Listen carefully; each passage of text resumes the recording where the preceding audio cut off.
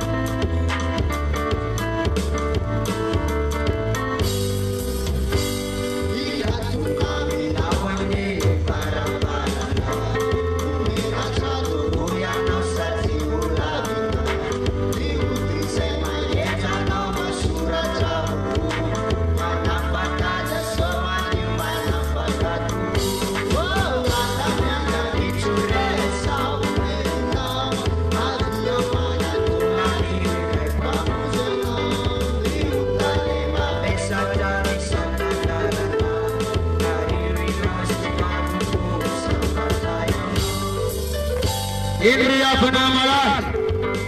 Tifal, Takamiatoyan Zeketini, Satia Patuna Tesosi, Yana Papanao, Yapatuna Tesos, Anasitanao, Yapatuna Tesos, Anafatano Kiashi, Arsanwatiana Senwaketi, Antiparatum Filazantareki, Aseno Palatria Gaketi, Aseno Pautunga Yatantitimera, Isapotuga, Ufiturina Filazantareki, Isana Paranao, our natural Garasa Pautanamar, Saki Jesus Manafa, Archesosiano Turina Noyet, Aseno Pautunga Yatantitimera.